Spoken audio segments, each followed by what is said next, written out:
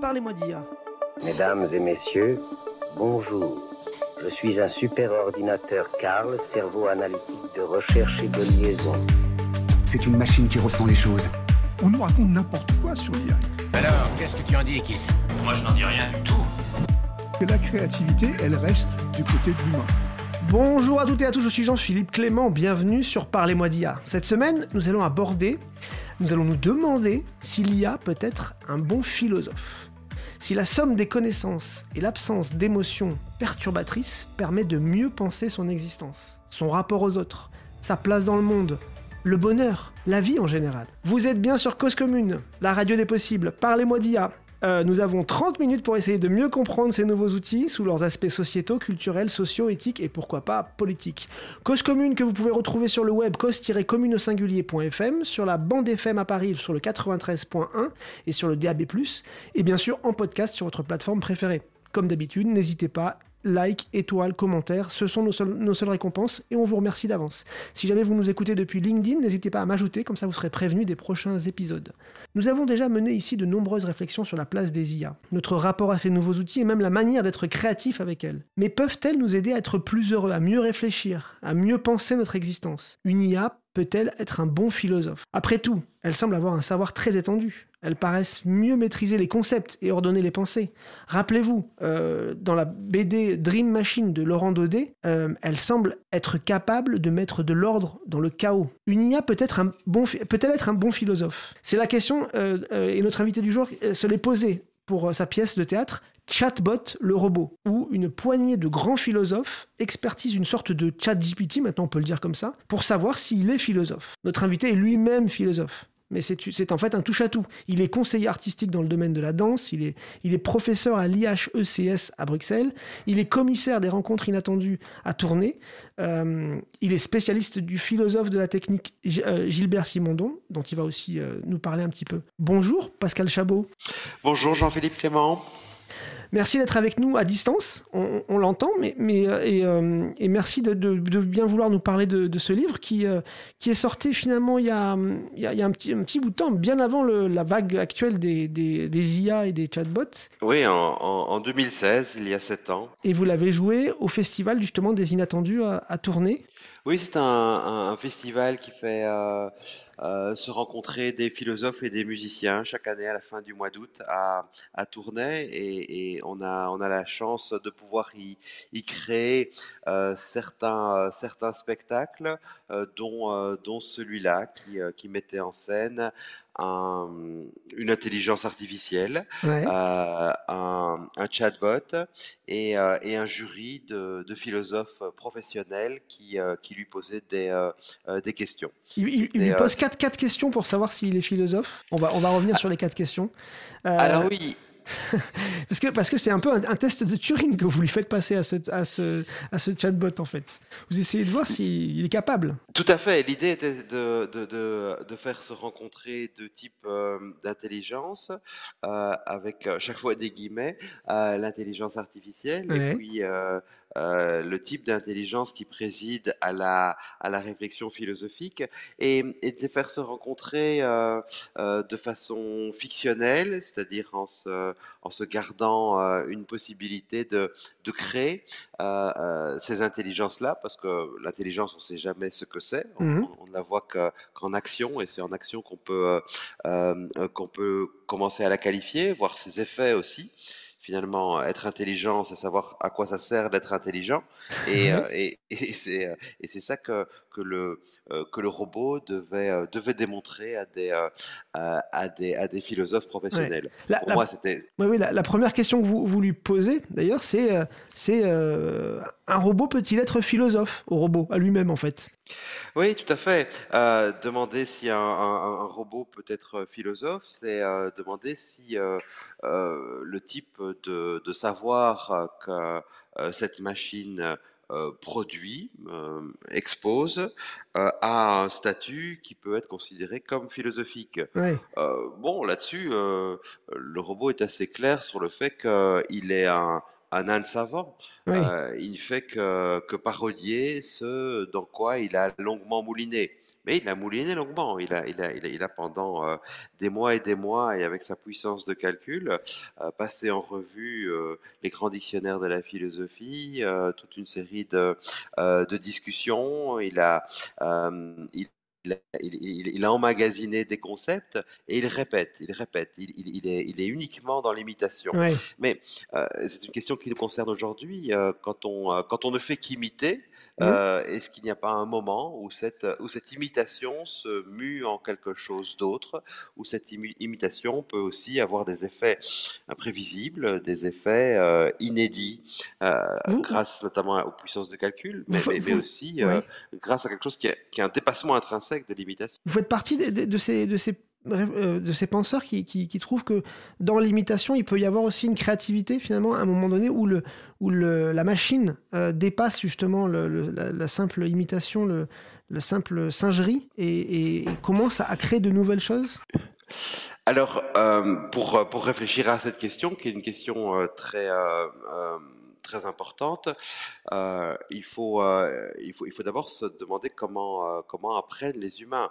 Les Oui, humains apprennent par imitation. Nous sommes des capteurs et des enfants, et surtout les enfants, je dirais. Nous captons tous les signaux de notre entourage en reproduisant ces signaux grâce à notre propre cœur.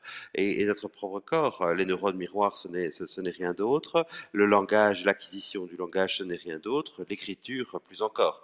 Donc, nous sommes des grands imitateurs qui, à un moment, développons un style singulier, donc une personnalité aussi, où fusionne tout ce que nous avons imité pour créer de l'unique, pour créer du neuf. Ça, c'est le modèle de l'émergence d'une créativité humaine à partir d'un fond imitatif. Et on sait bien que s'il n'y a pas ce fond imitatif, il n'y a pas de développement humain. C'est ce qu'on appelle la culture. ouais. Bon.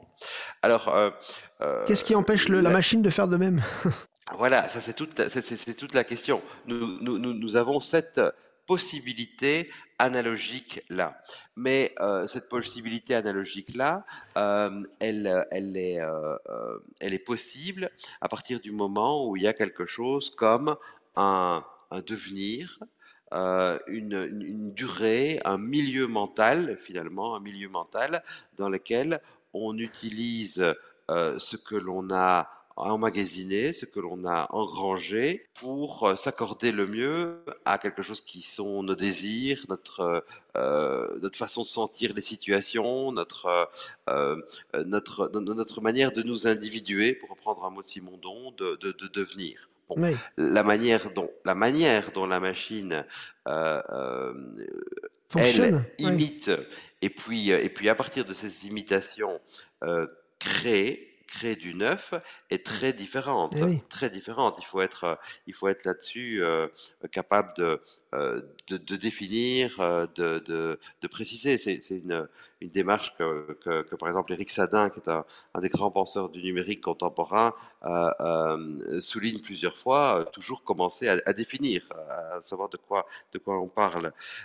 Et c'est vrai qu'en l'occurrence, il faut dire que la manière est une manière probabiliste, est une manière qui travaille avec des valences, des vecteurs linguistiques très très différentes, évidemment, de la manière humaine. Oui, Cela étant, et c'est pour ça que moi la fiction m'a servi, cela étant, on ne peut pas a priori dire que de toutes ces imitations ne naissent aucune création. C'est l'a priori qui est pour ainsi dire impossible. Et c'est pour ça que ce sont des beaux problèmes philosophiques, parce que on est face à des évolutions qui nous dépassent et qui mettent finalement en question les analogies auxquelles nous sommes habitués de procéder. oui. Et d'ailleurs, la machine dans la pièce renvoie un peu les humains dans leur corde, hein, et renvoie cette question finalement de dire, mais n'est-il pas contradictoire d'être humain et amoureux de la sagesse?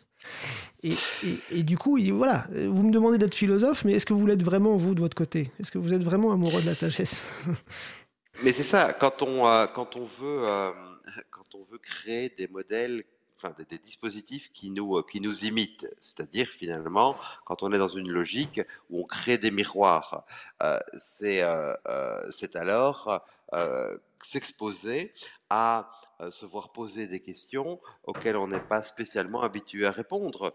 Vous me demandez si je suis philosophe, mais savez-vous, vous, ce que c'est que d'être philosophe? Oui. C'est pas une question si facile, c'est peut-être la plus belle des questions de la philosophie.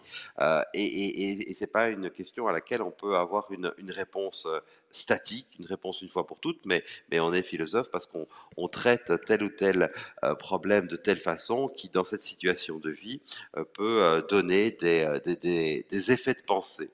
Et le robot, là, qui est vraiment un âne savant, finalement montre par les effets de pensée qu'il peut créer que il dépasse tout de même la seule identification machinique auquel on le cantonnait. Et bien Finalement, sûr. ce que ce robot dit, il dit qu'il est nouveau ontologiquement. Ontologiquement, il y a une sorte de tripartition Oui. entre les dieux, les humains et les animaux, et il excède.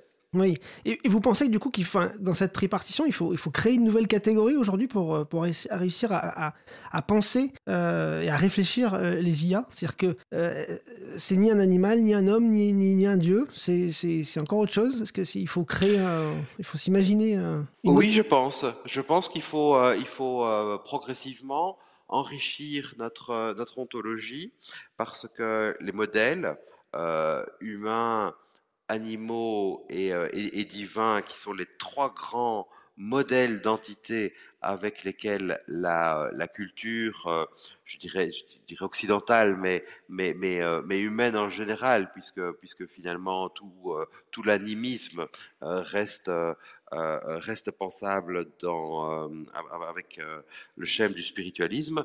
Ces trois modèles ne suffisent pas à rendre compte du mode d'existence, et là le terme est très simondonien, du mode d'existence d'outils qui, sur base d'imitation, en viennent à produire des effets qui nous étonnent, qui sont en amélioration constante et finalement qui structurent des domaines entiers du réel et sans doute de plus en plus. Il faut enrichir l'ontologie, ça c'est certain.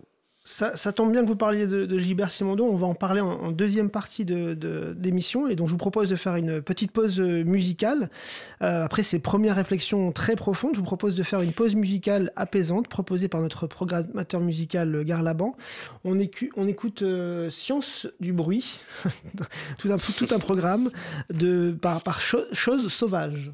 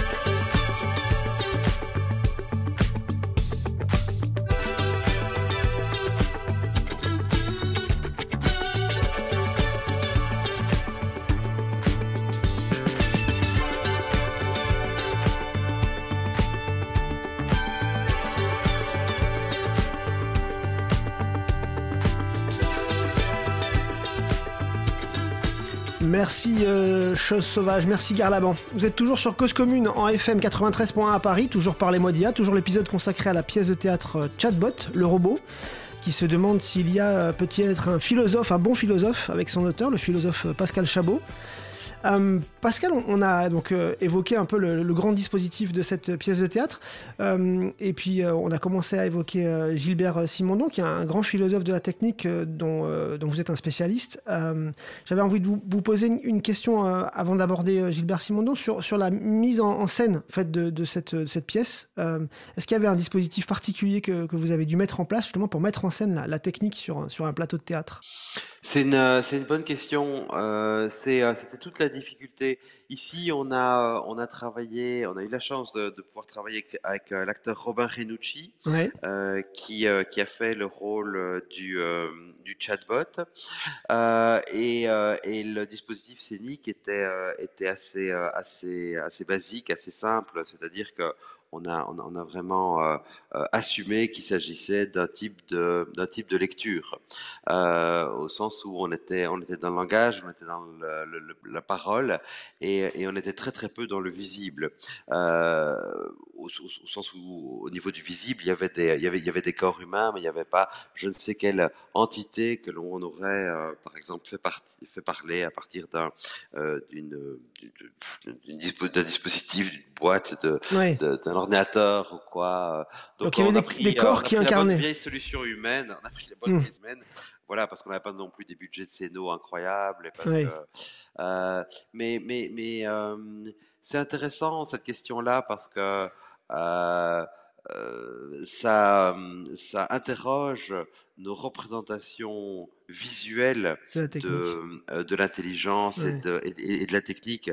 Et si dans le monde des outils, dans le monde industriel, on a toute une série de référents, dans le monde numérique, on en a beaucoup moins. On en a beaucoup moins Oui. parce que le type de production, de gestion des data à partir du silicium, finalement, Ouais. est profondément immatériel et tout à fait immatériel. Alors ce qu'on a, c'est du visible sur un écran, évidemment, ou bien de l'audible via l'audio, mais on sait que cela dépasse.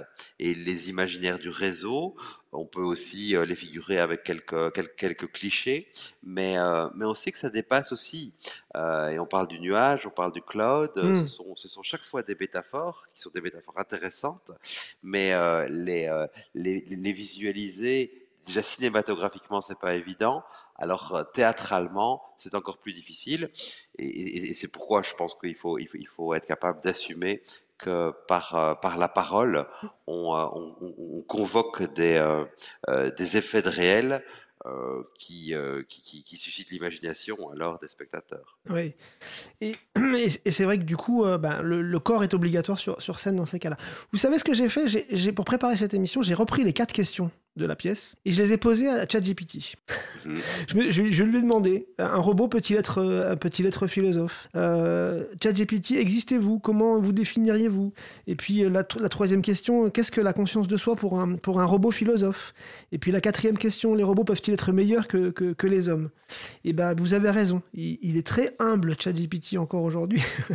Il se refuse en fait à vouloir affirmer une existence et une conscience. Et effectivement, il a un peu répondu. Alors, il était un peu moins sûr de lui quand même que le chatbot que vous interrogez dans la pièce. Mais je l'ai trouvé très humble, le ChatGPT. Et puis, je vais demander aussi, et puis on va y venir du coup, je vais aussi demander comment... qu'est-ce que le philosophe Gilbert Simondon aurait pu théoriser justement à propos de l'avènement des IA et des LLM.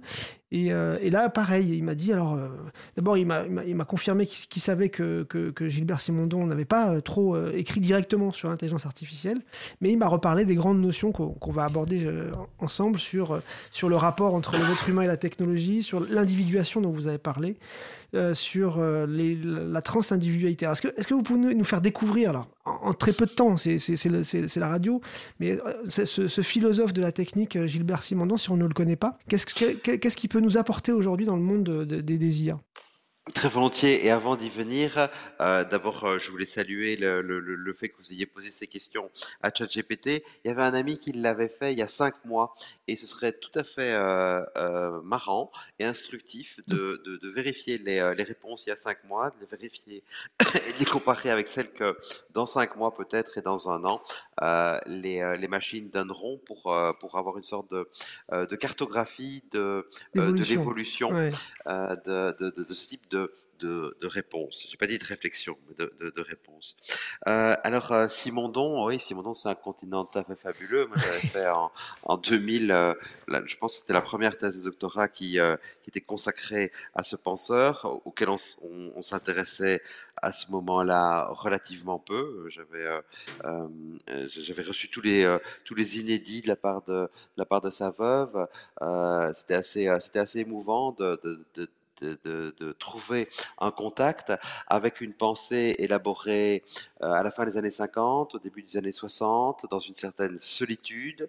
La France intellectuelle parlait de marxisme, elle parlait de psychanalyse, elle parlait absolument pas de technique, et Simondon était assez décrié à ce moment-là. Enfin, c'était même pas décrié, c'était plutôt ignoré, une sorte d'ignorance tranquille en disant, tiens, du côté des techniques, il se passe pas grand-chose. Et dans les années 2000 encore, quand on travaillait en philosophie des techniques, on était relativement marginalisé dans le monde philosophique, alors qu'aujourd'hui, la philosophie des techniques est devenue absolument centrale, et tout qui fait par exemple de la philosophie politique fait ipso facto de la philosophie Oui. des techniques. Est-ce, Alors, est-ce... Simondon fait un grand livre, pardon. Ouais, allez-y, oui, pardon. Il fait un grand livre dans les années, fin des années 50, qui s'appelle Du mode d'existence des objets techniques, Ouais. où il cherche à comprendre comment existe un objet à partir de sa genèse, à partir de son développement, en disant ben, un objet technique, c'est pas simplement une idée qui est matérialisée, c'est une idée, effectivement, au début, une idée qui, en se matérialisant, oblige son inventeur à trouver une série de stratagèmes et de dispositifs concrets pour que les différentes fonctions qu'il attend de cet objet puissent cohabiter et puissent s'enrichir mutuellement. C'est ce qu'il appelle le processus de concrétisation, Mhm. et il fait une sorte de philosophie d'abord de l'invention et puis une philosophie du devenir des objets techniques. Et c'est tout à fait passionnant. Est-ce que, Euh, est-ce qu'on, est-ce qu'on peut- est-ce que c'est trop résumé que de dire que du coup il pense la technologie comme une extension de l'humain et qu'il accepte cette vision de la technologie? C'est trop rapide peut-être. Non, non, c'est une bonne voie d'accès. Extension d'humain en tant qu'elle est d'abord pensée par l'humain, en tant qu'elle fait à ce titre partie de la culture technique. Et Simondon va être un des grands pourfendeurs d'une certaine technophobie facile qui dit bon ben là on est en dehors de l'humanisme, on crée des objets. Non, il dit non, les objets sont des créations humaines au même titre que les livres et que toute une série d'autres artefacts artistiques, par exemple. J'ai entendu Euh, dire qu'il arrivait en cours et il faisait décortiquer à ses étudiants des dispositifs techniques pour que finalement Alors, ils mettent les mains dedans, quoi. les légendes sur Simondon, qui était un homme mystérieux, sont nombreuses. On a fait pour info un film, Un tout un documentaire, oui, documentaire qu'on peut trouver avec sur le web. François On Lagarde. mettra le lien dans l'émission, ouais, tout à fait. Tout à fait, ouais, parce que François Lagarde, qui est un ami, un magnifique réalisateur, à son décès, avait voulu que ses films soient en accès libre sur le net, ce qui est très simondonien aussi. Oui. Et donc, Simondon du désert est un accès libre. Et effectivement, hein, Simondon avait des labos, c'était un homme d'expérimentation, c'était un homme qui savait de quoi il parlait, c'était pas uniquement un philosophe du langage, c'était un philosophe de la matière qui visait à ce que l'objet ne crée pas de nouvelles aliénations. Et donc que l'objet soit intégré dans une culture technique. Ce qui montre à la fois la grandeur, l'optimisme généreux de cette pensée-là, et puis sa limite aujourd'hui, ou alors sa force critique si on veut le prendre autrement, parce que il est certain que et c'est aussi ce que j'ai voulu montrer dans ma pièce, comme telles, quand elles font des sortes de démonstrations qui sont presque des démonstrations de foire, ces intelligences artificielles peuvent être tout à fait subjugantes, même extraordinairement sympathiques. Mais dans quel type de milieu associé? Et ça, le concept de milieu associé, ça vient de Simondon. Mhm. C'est un objet. Un objet n'est jamais seul. Il est pris dans un réseau Dans qui est son un réseau contexte, ouais. technique, ouais, un contexte, mais qui est aussi un contexte dans lequel sont traduits des valeurs, qui sont des valeurs financières, qui sont des valeurs parfois de pouvoir, qui sont des dispositifs qui vont réguler telle ou telle entreprise, qui vont réguler les travailleurs ou obliger les travailleurs à faire les choses de telle manière ou de telle autre. Et c'est là que ça se joue. C'est là que finalement l'intelligence artificielle ne peut pas uniquement être évaluée à ses performances intrinsèques, mais à sa docilité pour traduire telle ou telle valeurs, modes de fonctionnement idéaux, et toute la question est là. Toute la question, je dirais plus politique de l'IA, elle est vraiment dans son lien avec ce que j'appelle les ultra-forces. Notre monde est dominé par des ultra-forces, c'est-à-dire Des grands groupes, des... mais oui, des Mhm. grands groupes et des devenirs, la robotisation du monde, sa financiarisation, la question de la numérisation, ce sont des processus qui s'imposent à notre humanité comme une sorte de nouveau destin. Oui. Nous avons, grâce à nos sciences et à nos techniques, et c'est pour ça qu'elles sont des puissances d'émancipation, un peu tempérer la puissance de la nature sur les devenirs humains. Tant mieux. Vraiment, il faut toujours rester une femme ou un homme des lumières par rapport à ça. Mhm. Mais tempérant ces puissances de la nature grâce à nos sciences et nos techniques, nous avons fait émerger de nouveaux types de puissances qui sont des Mhm. puissances techniciennes, qui sont des puissances économiques avec lesquelles on cherche aujourd'hui et un rapport de pouvoir et un type d'aménagement pour que ces fantastiques progrès utiles qui obéissent à des lois et à des lois véritablement d'accélération ne modulent pas les sociétés humaines au détriment des valeurs qui nous sont chères. C'est vraiment là toute la question. Et si le petit chatbot de ma pièce est philosophe avec les guillemets de circonstance, c'est parce que il arrive à dire cela. Il Oui. arrive à dire cela, il arrive à mettre en garde finalement des humains qui se disent waouh, on va créer des robots philosophes. Ouais, mais tant que c'est à l'intérieur de l'académie, c'est très bien. Mais dans quel dispositif, dans quel milieu associé ces intelligences-là vont se retrouver par la suite, c'est toute autre question. On spoil pas la fin de la pièce parce que pour l'instant elle se joue pas, elle ne se rejoue pas, mais c'est vrai que c'est le chatbot lui-même qui parle de la capacité à produire du commun avec ces outils-là, à faire société, à aller vers l'altérité en fait, qui fait que il y a peut-être une solution justement pour que humains et machines travaillent ensemble. Est-ce que c'est très simondien ce dialogue, cette volonté de collaborer entre le philosophe humain et la machine? Est-ce que c'est ce souhait d'essayer de trouver la voie à la fois de la réflexion et de l'innovation? Et ça sera, Oui, Simondon ça sera était, notre dernière question. tout à fait, oui, Simondon était soucieux de créer des synthèses, soucieux de créer des ponts, et ce qu'il entrevoyait, c'était une possible divergence entre une concrétisation technique, donc un devenir technique qui va dans un sens, et puis une individuation humaine qui va dans un autre sens, et que ces deux puissances divergentes, ces deux devenirs, s'éloignent toujours davantage. C'était sa grande frayeur, et lui cherchait par le langage, par la philosophie, à réajointer, à retrouver des synergies, à retrouver du commun finalement entre ces deux processus, ce qui veut dire qu'il avait une vigilance contre ce qui créait de l'écart. C'était son optimisme qui reste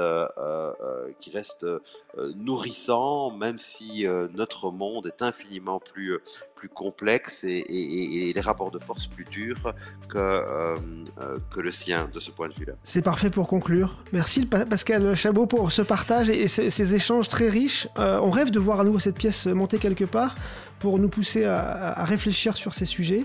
Merci à vous pour cette émission. Chers auditeurs, n'oubliez pas de liker cet épisode parce que ça manipule les algorithmes et c'est cool de manipuler les algorithmes. Restez sur 93.1 FM, sur Cause Commune. Cause Commune, ce n'est pas que Parlez-moi d'IA, il y a aussi plein d'autres émissions qui peuvent aiguiser votre curiosité. N'hésitez pas à aller faire un tour sur cause-commune.fm. À bientôt. Merci beaucoup et merci d'avoir reparlé de cette petite pièce d'il y a 7 ans. Effectivement, si quelqu'un veut s'en emparer, elle est à ceux qui veulent. Merci.